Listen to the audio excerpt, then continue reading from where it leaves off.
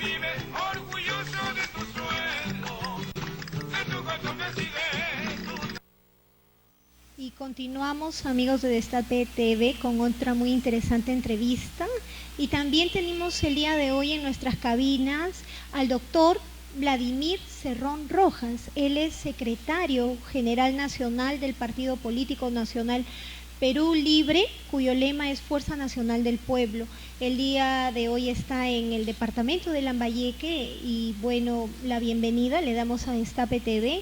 Y cuéntenos, doctor Vladimir Cerrón Rojas, acerca de Perú Libre. Muchas gracias, muy buenas noches. Un saludo a todo el pueblo de Chiclayo que me permiten ingresar a sus hogares mediante la deferencia que nos prestas. Bueno, quiero decirle a todo este pueblo hermoso de que Perú Libre es una opción nueva, una opción de un partido que se ha forjado y creado en provincia, a diferencia de prácticamente todos los partidos políticos que se han creado en laboratorio limeño y por ende responden a sus propios intereses con el centralismo. Perú Libre, por el contrario, es un partido provinciano, descentralista, una especie de sublevación política ante el centralismo neoliberal, que es la causa de la pobreza de nuestros pueblos, ¿no?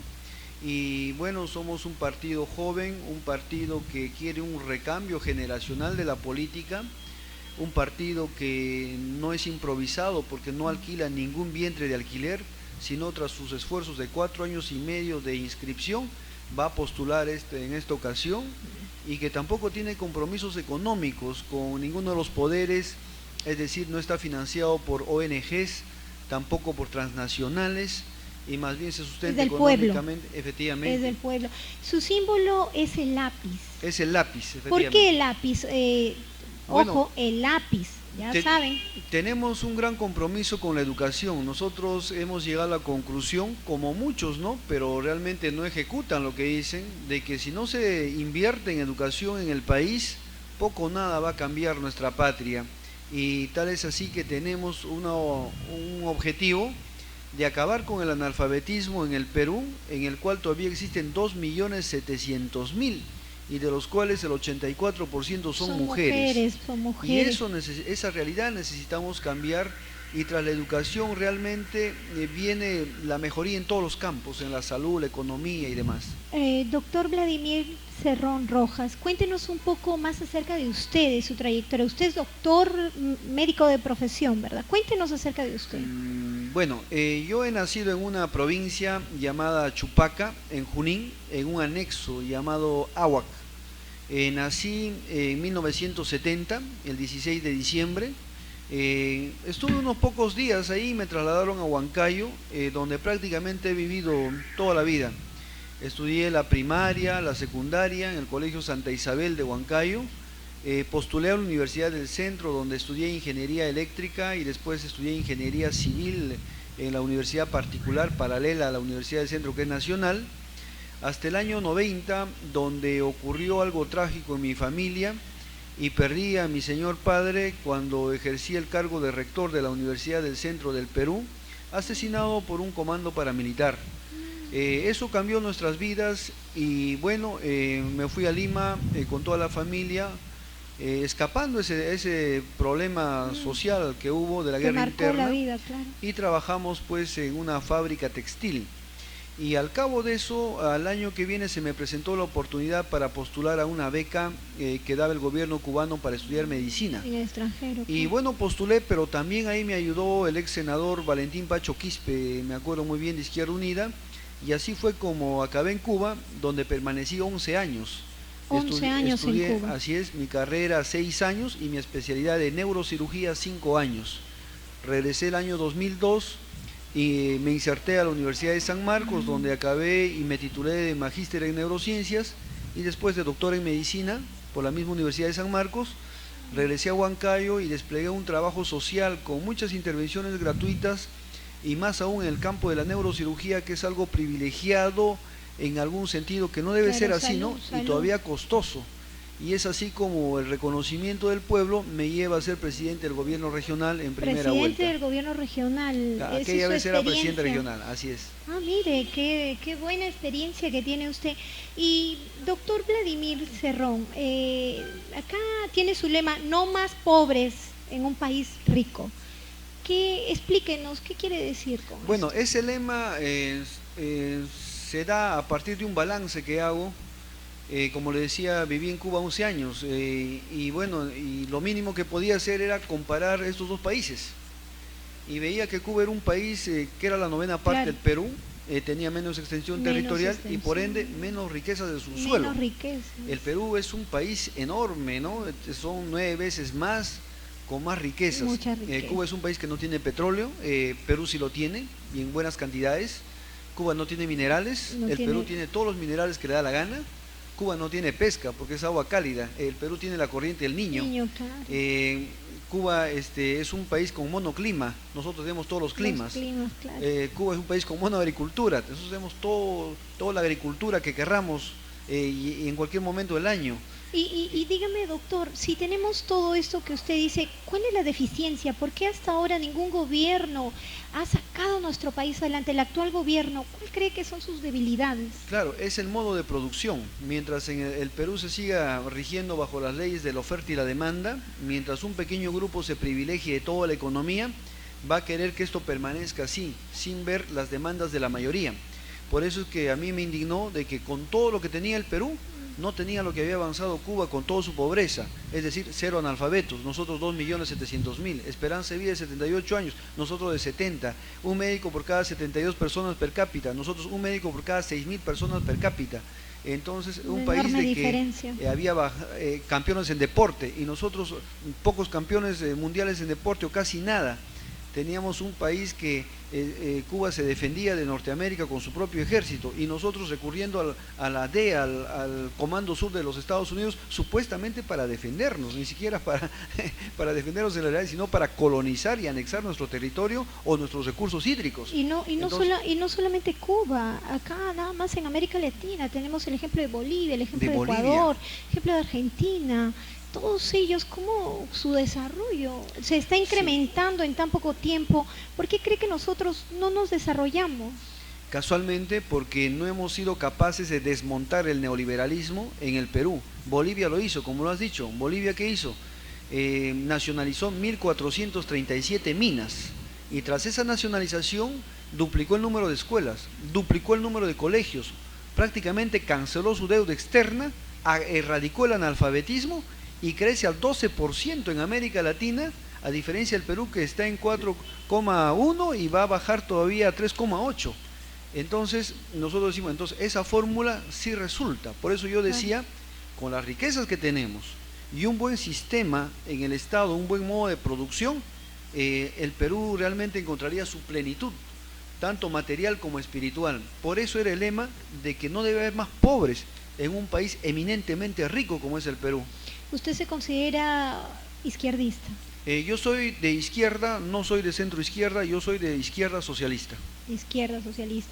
Doctor, entre una de sus propuestas usted dice un cambio de constitución. Cuando dice cambio de constitución, ¿quiere decir cambio total, parcial? ¿En qué sentido? Un cambio parcial sería una reforma. Nosotros vamos por hacer una nueva constitución que una vez ganado el gobierno se debe convocar a un referéndum.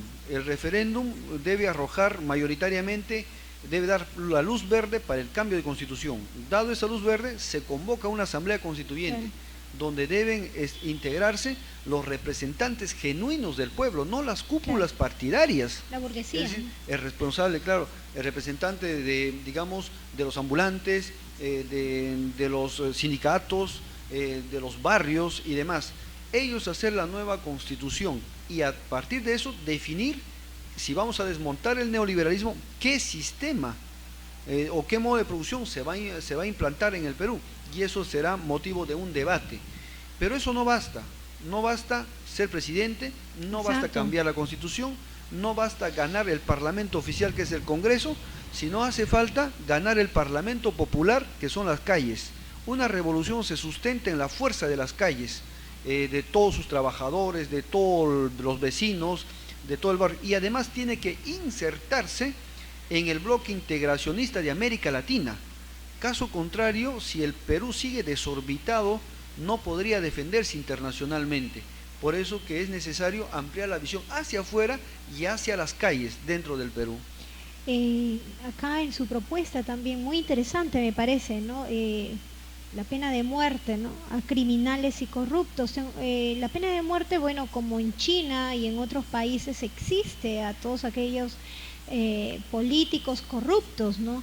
Explíquenos más sobre esta propuesta. Bueno, el 54% de los países en el mundo tienen en su constitución la pena de muerte. Exacto. Y la pena de muerte muchas veces puede ser objetada por el tema de derechos humanos, pero yo creo que los derechos humanos están para los ciudadanos que respetan la constitución, respetan los derechos, las leyes sociales, no para los delincuentes. Por ejemplo, hemos tenido hace poco la experiencia de un tal gringallo que ha matado a 20 personas y si seguía libre seguía matando, ¿no? Entonces este tema tenemos que resolverlo de alguna manera. En Estados Unidos pues existe la inyección letal, ¿no? No solo la inyección letal, el la gas, silla la silla eléctrica, o sea, formas inclusive de muerte más, diría más escandalosas, ¿no? Y sin embargo critica a Cuba, porque Cuba aplica la pena de muerte al narcotráfico.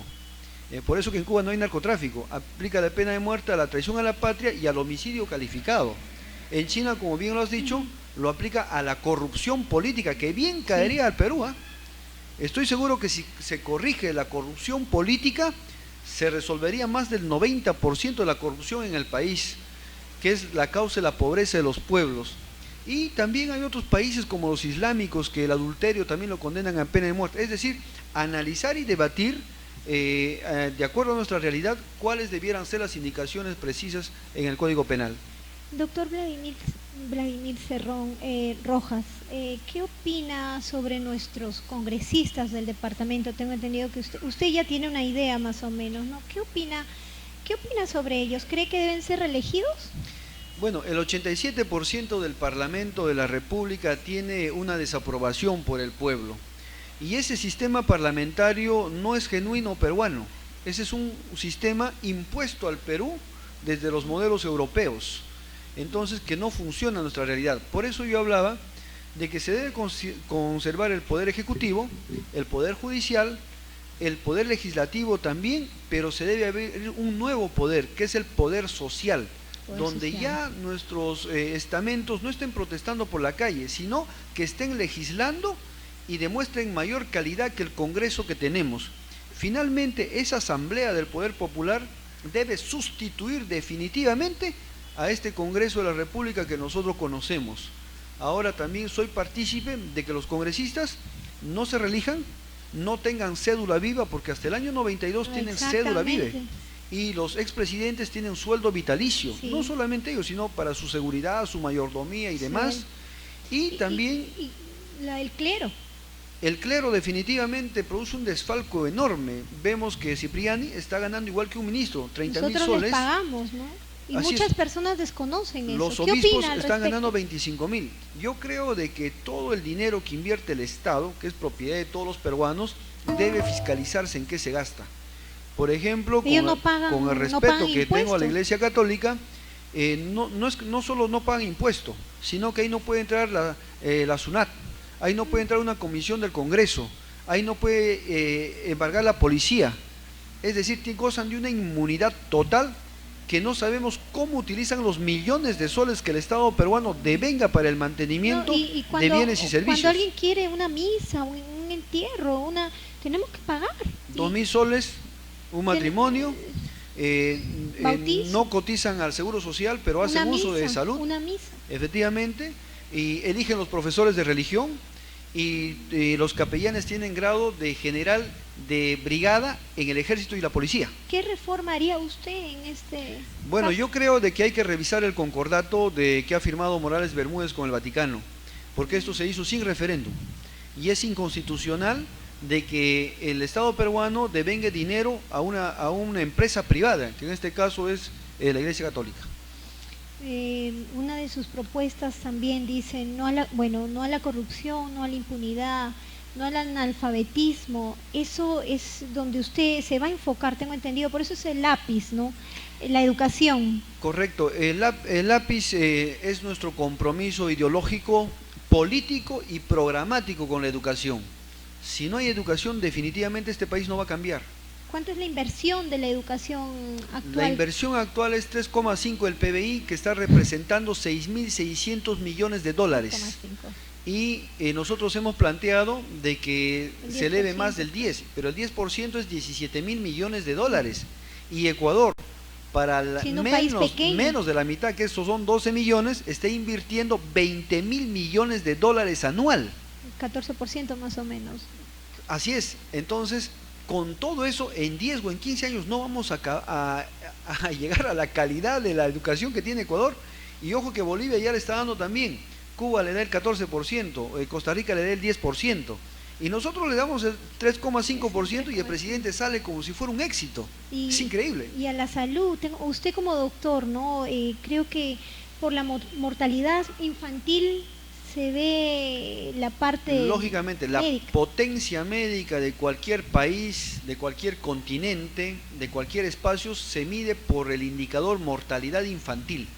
A raíz de esa mortalidad infantil se deduce la muerte materna, se deduce la calidad de terapia intensiva que tienes. ¿Cuál es nuestra mortalidad infantil ahora en el Perú? Nuestra mortalidad infantil está en Tengo 13, entendido. quiere decir que se mueren 13 niños de cada 1.000 nacidos vivos. En Cuba es 4,7, en Estados Unidos es 7. Entonces, pero con todo eso hemos avanzado. En 1987, Fidel Castro es entrevistado por el italiano Gianni Mina, y ahí Fidel saca la estadística del Perú en una de sus preguntas y dice: en Perú y Bolivia la mortalidad infantil en 1987 era 253 por cada 1.000 nacidos vivos. Es decir, se moría la cuarta parte de niños que nacían en el Perú. Dígame, doctor Vladimir Cerrón, ¿usted ya tiene propuestas para candidatos acá en su departamento? ¿Ya han hecho sus elecciones, sus representantes, sus congresistas? ¿O todavía, así como Frente Amplio dice que en el mes de noviembre, usted ya tiene acá sus propuestas de precandidato? Nosotros hemos encargado el día de hoy, mediante una directiva, a nuestro comité regional, que lo dirige nuestro compatriota Elqui Fiestas Paz, para que reciba las propuestas sin prisa, ¿ya? Pero sin pausa. Es decir, que avance, que evalúe, que proponga, y finalmente los propuestos que se sometan al proceso de elección interna como manda la ley de partidos políticos. Caso contrario, nadie puede postular. Entonces yo espero de que los mejores hijos de Lambayeque, que quieran cambiar su país, hijas también, hijos e hijas que quieran cambiar este país y que lleven la voz provinciana de la descentralización y que este país sea más equitativo entre el Perú profundo y el Perú oficial, se involucren en Perú Libre. Acá tiene usted un lema también: por la unidad de todas las izquierdas, dice, por un Perú mejor. ¿Usted hace un llamado a todas las izquierdas a que se unan a su partido?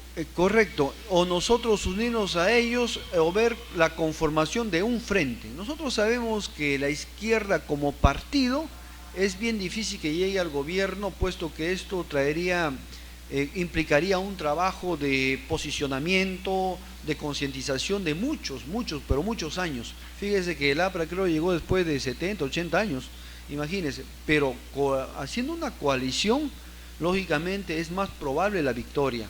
Ahora esta coalición también seguramente se tiene que dar no por el tema de que nos unimos y nos repartimos las curules, sino por un mínimo programa que hasta ahora de los otros partidos no lo han presentado.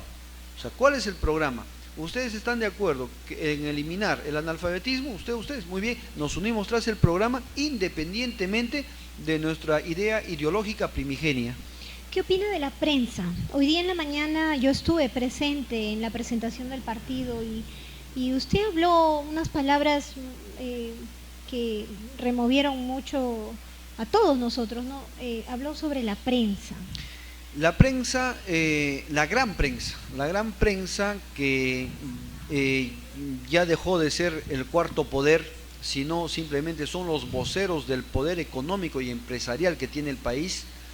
Caso, por ejemplo, el comercio que responde a algunos intereses de los Miro Quesada. Todo está privatizado de unos Efectivamente. pocos cuantos. Y yo escuché usted que dijo, hay que subvencionar a la Sí. prensa, hay que liberarla de que no... Hay que hacer una ley de medios.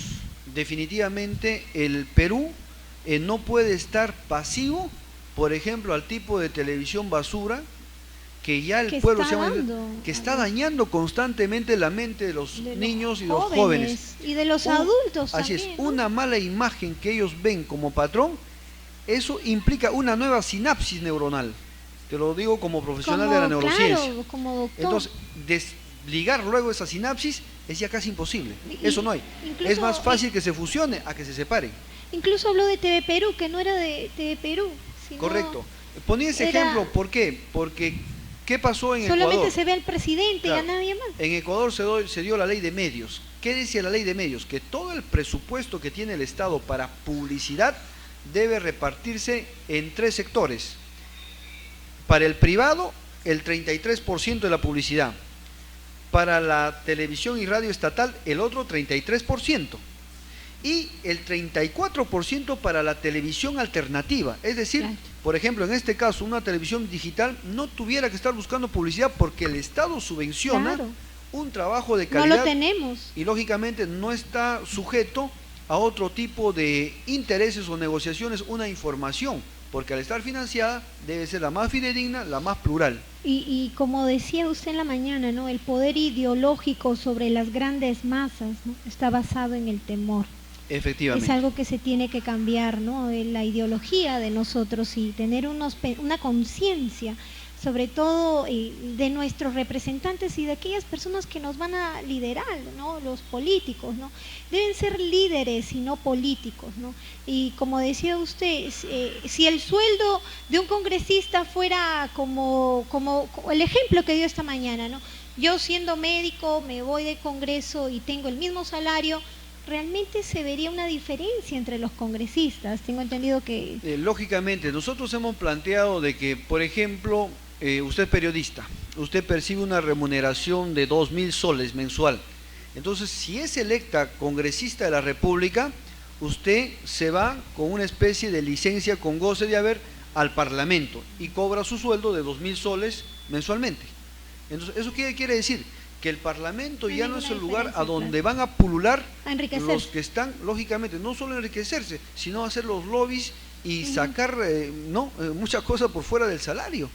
Entonces, eso debemos ir regulando poco a poco para que este país sea más democrático, ¿no? Y yo quisiera ver que un congresista haga su cola también en el Seguro Social, Claro. 5 o 6 días y le den un turno para que él, habiendo experimentado eso Viva, en el viva. Parlamento, luche para que esa atención sea más Haya ágil, una reforma.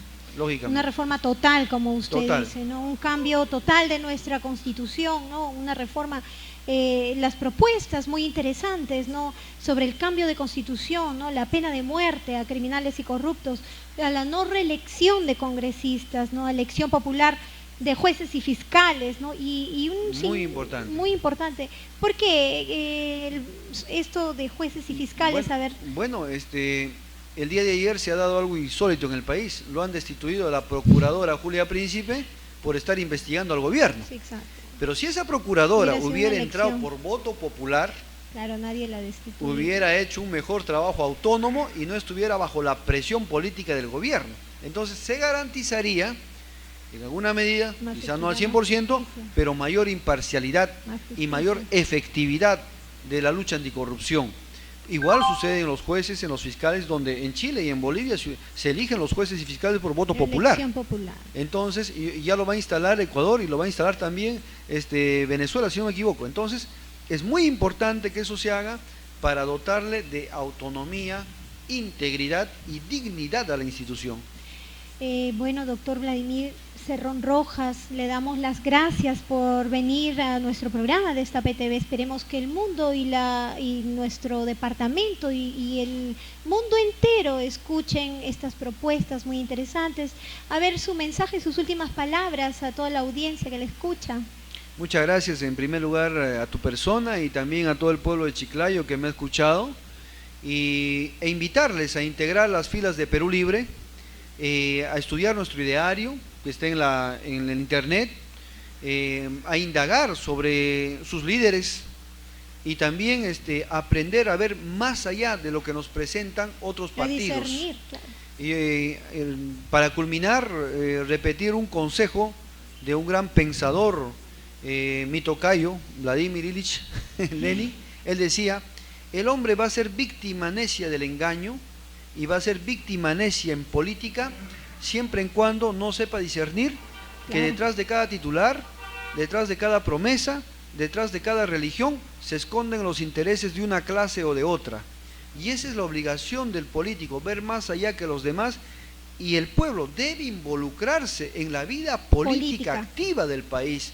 Caso contrario, siempre estará lamentándose de que tenemos malos políticos.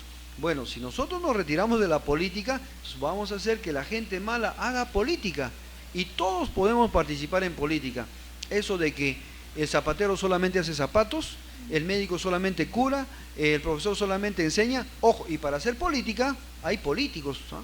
Los políticos profesionales, donde ustedes no tienen que meterse, y nos quieren meter a la idea también de que va a venir un outsider. ¿Qué quieren decir con que va a venir un outsider? Bueno, nos están invitando a no prepararnos, nos invitan a no organizarnos, nos invitan a no generar nuestros liderazgos y aceptar lo que ellos nos presenten como el salvador outsider, ¿no? No, yo creo que el pueblo está en todo el derecho de organizarse, prepararse, y outsiders no hay en política, y Exacto. menos si es que uno quiere hacer política con responsabilidad. Perú Libre se ha gestado en 8 años, y ahora es que nos presentamos con toda la responsabilidad, con un plan de gobierno coherente, que esperemos que sea agrado del pueblo y recibir su apoyo. Esas fueron las palabras del doctor Vladimir Cerrón Rojas, representante de la Secretaría General Nacional del Partido Político Perú Libre. Y bueno, lo invitamos cada vez que venga a nuestro departamento, a Destape TV, para que usted nos diga quién va a ser los candidatos que nos representen con su partido, deseándole de todo corazón muchos éxitos y que todo lo que usted dice se cumpla, ¿no? Y como dice, el objeto de esto es el despertar de la conciencia de todos y cada uno de nosotros, de una buena elección de nuestros representantes para el día de mañana, no ser cómplices, porque realmente nosotros somos lo que elegimos a nuestros representantes, por lo tanto somos cómplices de lo que nos sucede. Y bueno, gracias doctor, y ya continuamos con otra muy interesante entrevista.